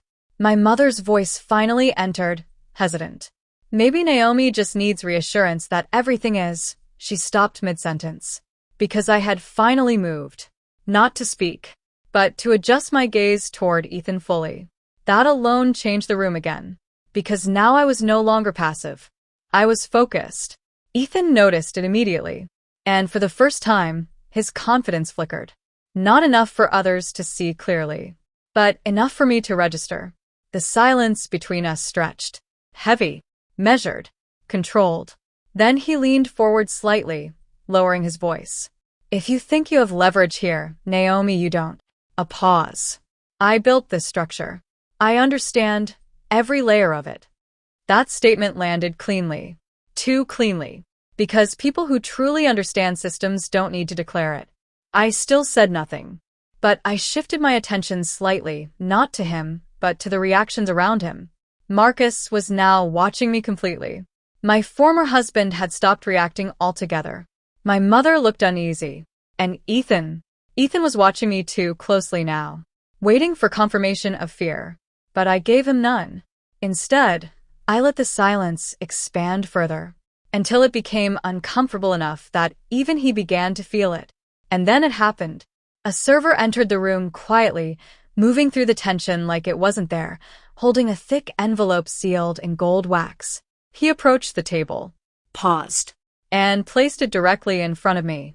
No explanation. No acknowledgement. Just delivery.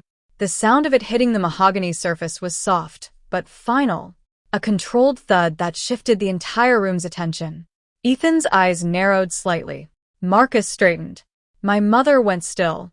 My former husband leaned forward. The chandelier above us flickered faintly, as if reacting to the change in atmosphere. I looked at the envelope, then at the seal. Then I recognized the insignia. Harborline Development Gala. Invitation. Ethan exhaled slowly, almost amused again. Interesting timing, he said lightly, trying to regain tone. But I didn't open it yet. I simply held it. And in that moment, I understood something the rest of them hadn't yet processed. This wasn't an invitation. It was activation. Because whoever sent it already expected me to attend. And Ethan, for the first time, didn't look entirely certain he knew why. The envelope from the Harborline Development Gala was still in my hand when I stepped into the chandelier room.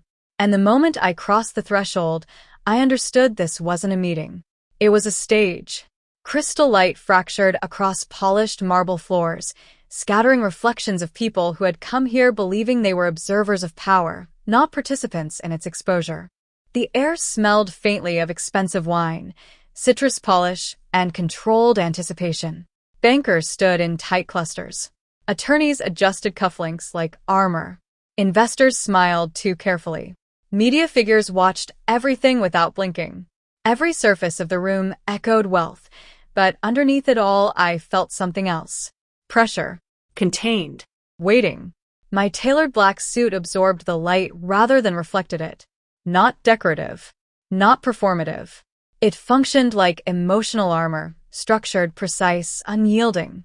Each step I took into the room carried no hesitation, only alignment. And I saw it immediately. The expectation. They were waiting for collapse, for apology, for uncertainty, for the version of me they believed had been cornered into silence. Instead, I walked toward the center table, where the room's attention naturally converged. Crystal chandeliers above us chimed faintly as air currents shifted through the hall, each movement amplifying the sense that something was about to break. Ethan was already there. Of course he was. Standing slightly elevated near the presentation screen, dressed in tailored confidence that still believed it owned the room. His expression carried that familiar composure, calculated ease, rehearsed dominance. He smiled when he saw me. Not warmly. Assessingly, like a man expecting correction, not consequence. I placed the envelope on the table in front of him, without speaking. The sound was soft, a controlled thud against polished wood. The room reacted before he did. Subtle shifts, a banker leaning forward, a journalist lowering their phone, an attorney narrowing focus. Ethan glanced at the envelope, then back at me. "Naomi," he said lightly, as if indulging formality. "I wasn't sure you'd attend." I didn't respond. I simply looked at him, not as confrontation, as measurement. That silence rippled outward. Because silence in a room like this is never neutral. It either signals uncertainty or control. And I had no uncertainty left to offer. Ethan tilted his head slightly, still maintaining performance. "If this is about Harborline documentation concerns," he continued smoothly, "we can clarify everything internally. No need for public misinterpretation." Misinterpretation. The word landed cleanly in the space between us. I walked toward the presentation table and stopped just short of it. From here, I could see everything. The investors watching. The legal counsel shifting uncomfortably. The subtle tightening of faces that hadn't yet decided which way this room would turn. And I saw Marcus, standing near the back, watching me like he was trying to understand a version of me he had never been trained to recognize. I turned slightly toward the screen and spoke for the first time since entering. Not loudly. Not emotionally. Precisely. Harborline Development Trust received $438,000 in redirected capital between March 3rd and April 17th. The room shifted immediately. Not dramatically, but structurally, like weight redistributing across unstable ground. Ethan exhaled lightly, still smiling. "That's operational allocation variance," he said casually. "Completely standard in phased development structures." I nodded once, then continued. At 2:14 a.m. on 4 separate dates, those transfers were approved under Marcus Brooks's credential authorization. A pause. The room absorbed that differently. Marcus stiffened visibly. My former husband turned toward him instantly. My mother's hand froze mid-air, near her glass. Ethan's smile didn't disappear, but it tightened slightly at the edges. I didn't stop. Those approvals were not reviewed at compliance escalation level, I continued, which means they bypassed fiduciary oversight. A faint murmur moved through the room. the sound of shifting awareness. I reached into the envelope, slowly, deliberately, and removed the printed ledger sheets. Dates. Transactions. Contractual flows. Cleanly structured. No interpretation needed. I placed them on the table one by one. Each sheet created a soft rustle that echoed louder than conversation. Then I looked up and met the room directly. Not emotionally. Operationally. "This is not misinterpretation," I said. A banker leaned forward slightly. An attorney adjusted posture. A journalist finally raised their phone. Ethan stepped forward half a pace. His voice remained controlled, but something beneath it had started to strain. "These documents lack contextual framing," he said. "They are being selectively presented." Selective. That was his attempt to reclaim structure. I turned slightly toward him. Still calm. Still precise. "Context is unnecessary when timestamps and authorization chains align," I said. Silence again. He studied me now more carefully. Not dismissively. Analytically. Because something in the room was no longer behaving the way he had anticipated. Marcus finally spoke from the back. His voice uncertain. "Mom, why do I even have access to those approvals?" The question landed harder than anything I had said. Because it exposed intention versus consequence. I didn't look at him directly. Not yet. Instead, I continued addressing the room. "Every transaction listed here flows through Harborline's acquisition architecture," I said. "Which means they are subject to federal oversight review under Active Inquiry Docket 18-774B. A shift. Not visible, but felt. Investors began exchanging glances. Legal counsel straightened further. Ethan's expression tightened just slightly now. For the first time, the structure of his confidence had developed stress fractures. He stepped closer, lowering his voice. "Naomi," he said quietly, "you are walking into something you do not understand." I finally turned toward him fully. And that was when the room went silent in a different way. Because silence for me was no longer absence. It was positioning. I looked at him. And for the first time, he did not smile. Not immediately. Not comfortably. The chandelier above us chimed again softly, as if marking the moment something irreversible had aligned. Ethan exhaled slowly, then spoke again, more deliberate now. "If you continue this public display, you'll trigger contractual enforcement protocols that will dismantle every financial position tied to your family name." The room reacted again, but not to fear, to realization. Because that sentence was not defensive. It was exposure. He had just admitted dependency on enforcement structures. And enforcement structures require oversight. I took a step closer. Still calm. Still controlled. Still silent, for a fraction longer than necessary. And that silence forced him to continue. Because silence demands filling. "If you think federal involvement will protect you," Ethan added, voice sharpening slightly, "you're mistaken. You are not positioned to survive escalation." That was his mistake. Escalation implies equal footing. I reached into the stack of documents again and slid a single page forward, slowly, letting it rest in full view of the room. A federal acknowledgement receipt.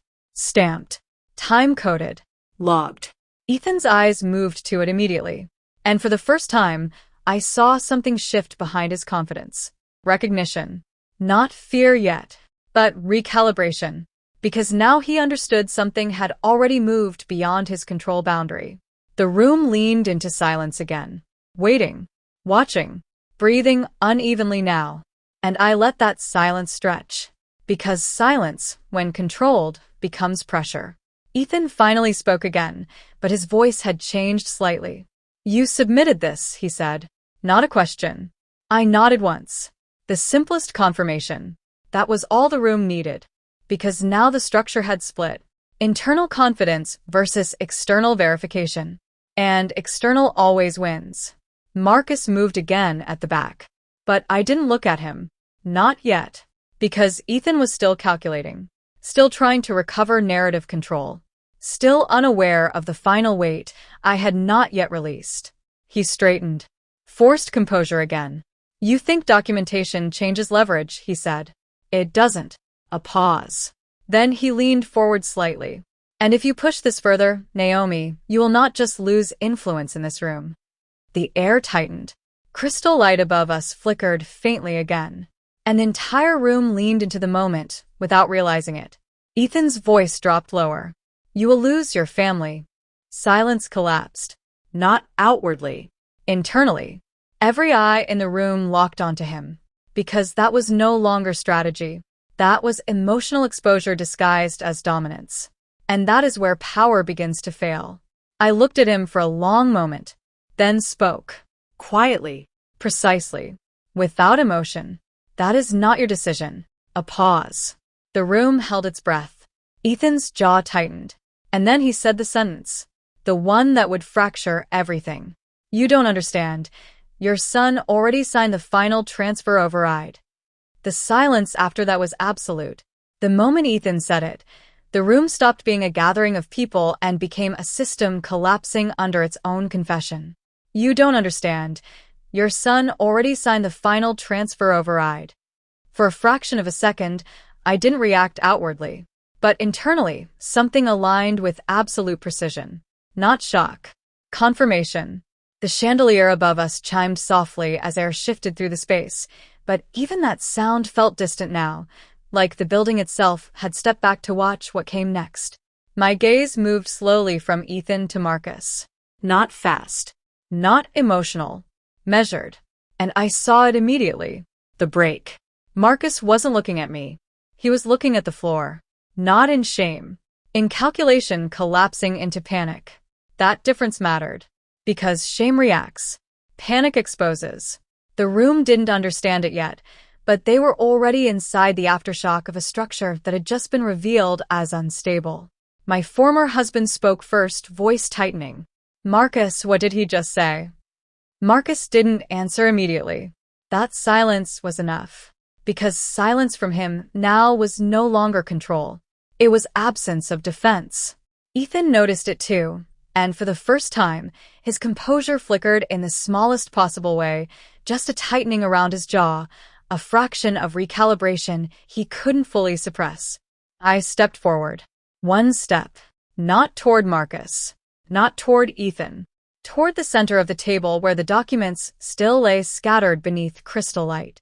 The sound of my heel against marble echoed softly, controlled, deliberate. The room reacted to that movement before I spoke. Because movement without emotion is authority. And authority doesn't announce itself. It arrives. I placed my hand lightly on the top sheet, the federal acknowledgement receipt still visible among the stack, and turned it slightly so it faced the room. Not dramatically. Not theatrically. Just enough.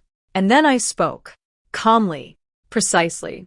What final transfer override is he referring to? The question wasn't loud.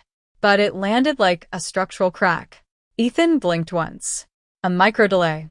The first sign of cognitive strain. Marcus finally spoke, voice uneven. It was standard restructuring paperwork. You don't understand how these acquisitions work, he stopped. Because even he heard it. The inconsistency. My gaze shifted to him. Not judgmental. Analytical. You signed documents you did not understand, I said quietly. Marcus swallowed. I trusted the advisors, he said quickly. That word again. Trusted. The room tightened further. Investors were no longer watching casually now. Attorneys had shifted fully into alert posture. Phones began to appear. Slowly at first, then more rapidly. Screens lighting up beneath chandeliers like digital witnesses awakening. Ethan exhaled sharply. This is being misinterpreted, he said, voice sharpening again, trying to reclaim the narrative. Marcus executed routine authorization under guided instruction. I didn't look at him immediately. Instead, I opened one of the printed documents on the table and pointed, not dramatically, precisely. Then explain this clause, I said. Silence. The room leaned in. Ethan hesitated for the first time, and that hesitation was visible to everyone. Clause 7b. Irrevocable transfer of operational decision authority upon dual signature activation. My voice remained steady. When was dual signature activation completed? Ethan opened his mouth. Closed it. That was enough. Because the absence of answer became the answer. A lawyer near the edge of the room stepped forward slightly, squinting at the document. "Wait," he muttered. "This clause references dual authorization between Harborline Development Trust and Subsidiary Control Node." He stopped mid-sentence. Looked up. Then at Ethan. Then at Marcus. Something clicked. I didn't need to say anything. Because systems fail the moment interpretation replaces assumption. My former husband stepped back slightly. "What is she talking about?" he said, voice rising slightly now. But no one answered him. Because they were all reading now. Reading fast. Reading differently.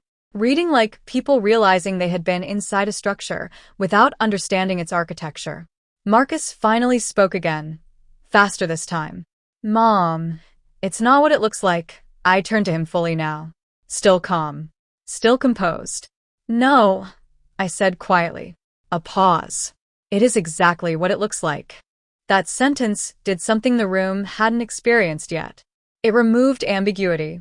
Ethan stepped forward sharply now. "This is escalating unnecessarily," he said, voice losing its smoothness. "These documents are being selectively weaponized." I interrupted him for the first time. Not loudly. Not aggressively. Just precisely. "Are they inaccurate?" Silence. He didn't answer immediately. That hesitation again. The room noticed. Phones lifted higher. Recording now. Not speculation. Observation. Ethan exhaled through his nose, trying to stabilize. "You're creating a narrative that ignores operational context," he said. I nodded once, then looked at the table again, and asked the next question. Calm. Measured. "Who authorized the transfer override Marcus signed?" The room went still again. Because that question removed emotion entirely. It isolated responsibility. Marcus shifted. Uncomfortable now. Not just defensive. Disintegrating. "I was told it was necessary for liquidity stabilization," he said quickly. "Ethan said it would protect investor exposure." He stopped mid-sentence. Because he realized what he had just done. Every head in the room turned slightly toward Ethan. Not dramatically, but collectively. Ethan's expression tightened. Not anger yet. Not panic. But containment failure beginning to surface. "That is not accurate," Ethan said quickly. "I never instructed any override beyond standard restructuring parameters." My gaze moved to him. And stayed. For the first time, I let silence sit between us in a way that had direction. Not passive. Focused. Ethan felt it. Everyone felt it. A banker near the back whispered something into a phone. A journalist raised their recording angle slightly. An attorney was already scrolling through cross-reference filings. The room was no longer listening to Ethan. It was verifying him. That realization hit him a second later than it should have. His voice sharpened. "This is being manipulated," he said louder now. "Out-of-context documents are being presented to create regulatory distortion. But distortion requires credibility. And credibility had just shifted. Because Marcus spoke again. Smaller this time. More fractured. He told me it was already approved internally. Silence. That one sentence collapsed something structural. Not emotionally. Legally. I watched Ethan carefully now. Not reacting. Observing. Because this was the point where systems either reassert control or begin self-destruction. Ethan turned sharply toward Marcus. "Stop speaking," he said under his breath. Too late. Because the room had already absorbed it. My mother stood slightly, then froze. My former husband looked like he was trying to calculate exit probability instead of argument response. Investors were no longer investors. They were witnesses. Ethan realized it too. And shifted again. "This is a misunderstanding within internal family channels," he said quickly. "It has no bearing on external obligations or investor security." But that sentence introduced something worse. Separation. Internal versus external. And separation always invites regulatory interest. I finally moved again. Not toward him. Toward the document stack. I flipped one page. Then another. And asked quietly, "If this is internal misunderstanding, why does Clause 9 reference federal compliance escalation triggers?" Silence again. Longer this time. He didn't answer. A lawyer in the room muttered under his breath. Oh my God, that was the first fracture of public realization. Phones lifted higher. Someone had already sent a message. I could feel it. The room had changed frequency. Ethan looked around now, realizing he was no longer controlling narrative flow. He was inside it, and it was moving without him. Marcus stepped back slightly, breathing uneven. I didn't know it was illegal, he said quietly. That sentence hit differently, not because it was defense, but because it was admission without intent clarity. And intent determines liability layering. Ethan snapped.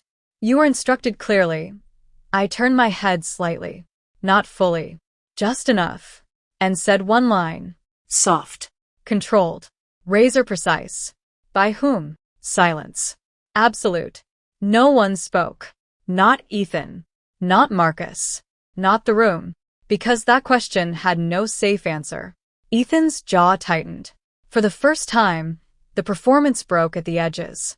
This is being escalated beyond proportion, he said again, but his voice had changed now. Slightly thinner. Slightly less anchored. I looked at him and let the silence stretch. Not long. Just enough. Then I said calmly, I haven't escalated anything. A pause. Your documents did. That landed, because it removed agency from accusation and placed it in structure. The room shifted again. Phones now fully active. Recordings live. Messages being sent. Legal counsel whispering rapidly. Ethan looked around again, faster now. And I saw it. The first real panic. Not emotional. Strategic. He stepped forward. We need to pause this conversation immediately, he said. There are confidentiality protections in place. But he stopped. Because the doors at the far end of the chandelier room opened. Slowly. Not dramatically. Not announced. Just inevitability entering the space. And someone said quietly near the back, They're here. Ethan turned sharply toward the entrance. So, did everyone else. Even Marcus. Even my mother. Even my former husband. And I remained exactly where I was. Still. Composed. Watching. Because whatever came through those doors next was not part of their structure anymore. It was outside it. And the system had finally stopped belonging to Ethan Whitmore. The doors at the far end of the chandelier room had opened, and I didn't move. I already knew what was coming. Not the specifics, but the direction. Because systems don't collapse in silence. They arrive with procedure, documentation, and the sound of authority reclaiming space. The crystal light above us chimed softly as air shifted again, colder now, heavier, like the room itself had lost its illusion of control. 2 federal agents stepped inside. Then 2 more. No ruse. No drama.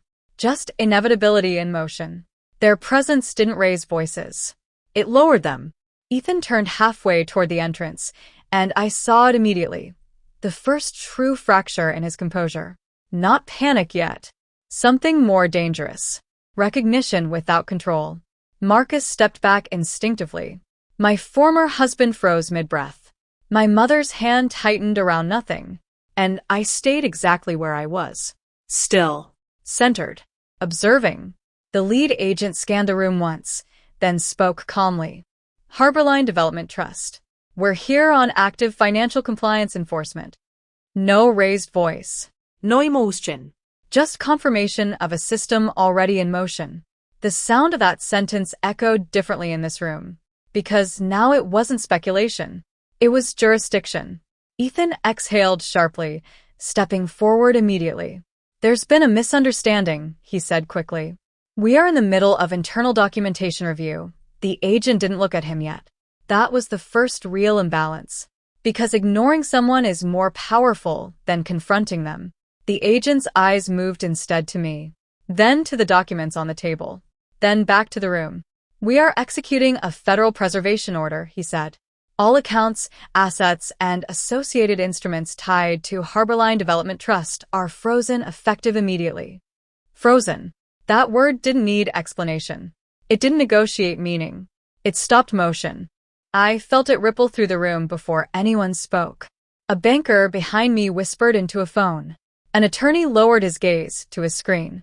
Someone near the chandelier actually stopped breathing for a second. Ethan's voice sharpened. "This is beyond procedural scope," he said. "You are acting on incomplete filings." The agent finally looked at him, directly, calmly. "No," he said. "We are acting on verified submissions." A pause. Then he added, "Submitted by cooperating financial witness." I didn't move, but I felt the room shift toward me. Not suddenly, not dramatically, but collectively, like gravity had changed direction. Marcus looked at me now. Really looked. Not as a son, not as a participant, but as someone trying to locate where reality had stopped matching what he believed. My former husband whispered something under his breath. My mother didn't speak at all. Ethan turned slightly toward me, slowly, and for the first time, his voice wasn't controlled. It was exposed. "You," he said quietly, "you did this." I finally looked at him, not emotionally, not personally, structurally, and answered. "I documented it. That was all." The agent stepped forward now, gesturing toward the table. "We need all devices and physical documentation related to Harborline transactions." The room began to move. Not chaos. Procedure. Phones collected. Documents gathered. Computers closed. The sound of it all was soft but relentless. Paper sliding, fabric shifting, restrained urgency building beneath silence. Crystal glasses on a nearby table chimed faintly as someone's hand trembled into them. Ethan watched it all unfold like a man standing outside his own collapse. Marcus spoke suddenly. His voice cracked in a way that wasn't anger anymore. "It wasn't supposed to be like this." I turned slightly toward him, and for the first time, I saw it clearly. Not villainy, not innocence. Something far more dangerous. Dependency without awareness. He continued, faster now. "I didn't know the full structure. They told me it was internal optimization. I thought it was just accounting adjustments." The words spilled out like pressure release. And each one added clarity. Not defense. Exposure. The agent noted something on a tablet without looking up. Ethan stepped closer to Marcus. "You were instructed clearly," he said low. But even that sounded different now. Less authority. More desperation trying to mimic structure. Marcus shook his head. "No. I was told it was safe." That word again. Safe. The illusion that systems protect people who don't understand them. I watched both of them now, and felt something shift internally. Not anger. Not triumph. Something colder. Clarity, without emotional interference. The room around us was being dismantled in real time. Assets frozen. Partnership structures flagged. Investor communications flagged for secondary review. Legal counsel moving like people suddenly realizing they had been sitting inside a house built on incomplete blueprints. One of the attorneys near the back finally spoke aloud. "This structure was never compliant at final audit threshold." Another voice followed immediately. "These valuation models were artificially escalated." Then another. "Where is the third-party verification layer?" Questions multiplied. Not from me. From them. Because once the illusion breaks, professionals don't panic. They analyze. Ethan turned sharply. "This is not a collapse," he said loudly now, voice trying to regain volume as substitute for authority. "This is procedural interference based on misrepresented data." But no one responded to him. Not immediately. That was the second fracture. Being ignored while speaking. Marcus stepped back again, breathing uneven. My mother finally spoke. Her voice small. "What happens to everything?" No one answered her, because the answer was already unfolding. The agent moved toward Ethan. "We will need you to come with us for formal questioning regarding financial structuring anomalies and unauthorized authorization chains." Ethan stiffened. Just slightly, but enough. "I will not be detained based on," he stopped, because another agent placed a hand near his arm. Not touching. Just present. That proximity alone changed the temperature in the room. Cold now. Glacial. Controlled. Ethan looked around again, searching for support. But support had already exited the building emotionally. I watched him carefully now. Not with satisfaction. Not with anger. With finality. Because I understood something he still hadn't fully processed. This was not the moment of collapse. This was the documentation phase of collapse. And documentation is irreversible. Marcus suddenly turned toward me again. His voice quieter now, broken in a different way. Mom, what happens to me? That question landed differently. Not legally. Emotionally. For a fraction of a second, I felt the room narrow around that question alone. But I didn't soften. Because softness had built the system in the first place. I answered calmly. You answer for what you signed. Silence. Absolute. Ethan laughed once. Sharp. Short. Not humor. Disbelief trying to mask realization. So this is it? He said, looking at me now fully. You've been building this the entire time? I met his gaze. And for the first time, I didn't hide structure behind silence. I've been recording it, I said. That was worse. Because building implies intent. Recording implies inevitability. Ethan looked around again. The room was nearly emptied now. Devices gone. Documents sealed. Witnesses dispersing under controlled instruction. What remained was a hollow architecture of what used to be certainty. His voice dropped slightly. You think this ends here? I stepped forward just slightly. Not threatening. Not emotional. Certain. No, I said. A pause. This is where it becomes real. That sentence seemed to settle into the room like weight. Even the chandelier light felt dimmer after it. Ethan was escorted a step closer to the exit. But before he moved, he looked at me one final time. And there it was. Not arrogance. Not control. Something stripped down.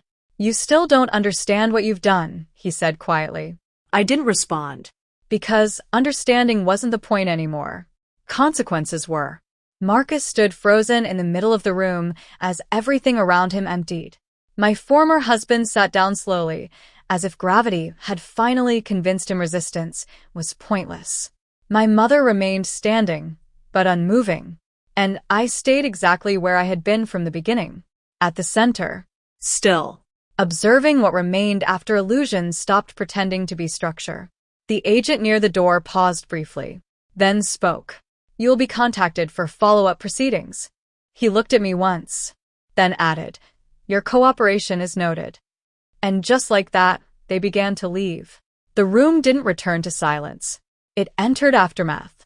I watched Ethan being escorted out past the chandeliers, past the polished marble, past the illusion he had spent years building. Marcus stood alone now in the center of what used to be certainty.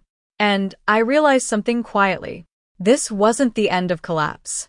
It was the beginning of consequences, living long enough to be understood. And as I turned slightly toward the exit myself, my phone chimed softly in my hand. Unknown number. 6 months later. One message. No name attached. Just a question. Do you know what really happened after you left the room? The message on my phone stayed lit longer than it should have, as if the screen itself was waiting for me to decide whether I was still the same woman who had walked out of that chandelier room. Do you know what really happened after you left the room?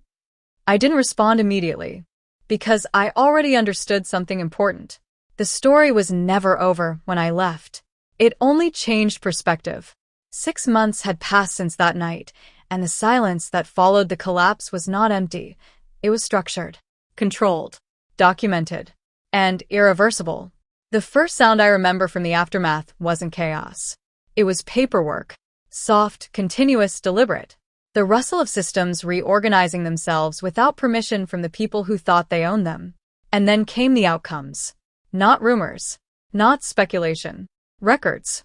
My father figure, my former husband, stood in a courtroom months later under fluorescent light that felt colder than any chandelier ever could. No dramatics. No speeches. Just acknowledgement. His voice had once filled rooms with authority. Now it echoed only in response to questions he could no longer redirect. He was publicly connected to the structural decisions he once denied seeing. And denial, in that room, had no legal weight. The sound of the judge's gavel wasn't loud. It was final. A clean thud that ended narratives, not arguments. My mother didn't attend the final hearing. not out of protest, but because there was no longer a circle to belong to. Her social world collapsed quietly, not with confrontation, but with absence.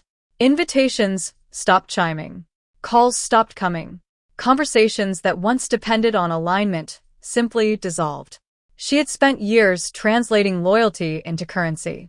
And when the system reset, that currency had no exchange rate. The golden child, Marcus, was easier to trace, because collapse is loudest where expectation once lived. He was no longer inside conference rooms or polished discussions of opportunity structures. He worked mornings now in a small office supply warehouse on the edge of the city. The fluorescent lights there didn't care about legacy, only timing. He scanned boxes. He lifted inventory. He learned what it meant when value is not assumed but earned. And I did not interfere. Not once. Because intervention would have been another form of distortion. And I had already corrected enough distortions. Ethan Whitmore's outcome was the loudest, but not the most meaningful.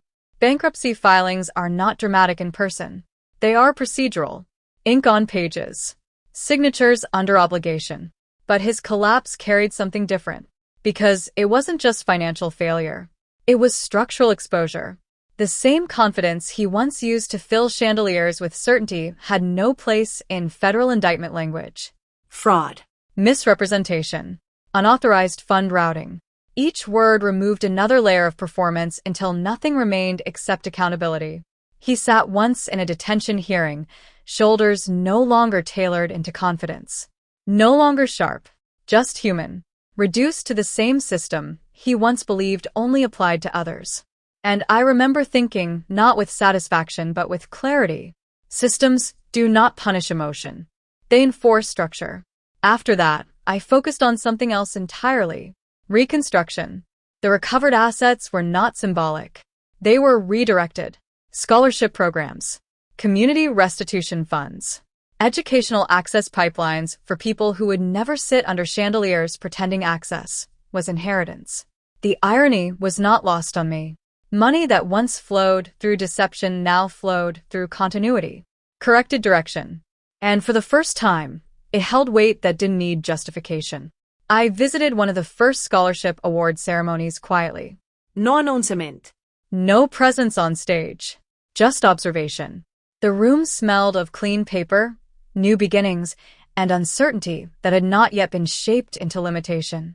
I stood near the back, watching students receive envelopes that did not carry fear inside them. And I felt something shift. Not victory. Balance. Because this was what systems were supposed to do when not corrupted by ego. Correct allocation. The chandelier room no longer existed in my mind as a place. It existed as a reference point, a before and after boundary in time. And now I speak to you, not as someone inside that story anymore, but as someone who understands what it created. People often mistake silence for absence. They mistake composure for weakness. They assume that because a woman does not raise her voice, she does not hold weight. But silence is not empty. It is observational space. It is where strategy forms without interference. And betrayal rarely recognizes the moment it becomes evidence. My phone chimed again. The same unknown number. 6 months later still. One new message. This time longer. You are right about everything. But there's something they never told you about the transfer structure. I read it once. Then again. The room I was standing in suddenly felt colder, even without chandeliers or marble or witnesses. Because systems rarely end. They evolve. And somewhere in the distance between closure and consequence, something inside the structure had shifted again. I exhaled slowly. And for the first time in months, I didn't feel like I was looking at the end of a story. I felt like I was looking at the next layer of it. And the question forming now wasn't about what I had done. It was about what had been done that I still hadn't seen. Because the most dangerous systems are the ones that survive correction.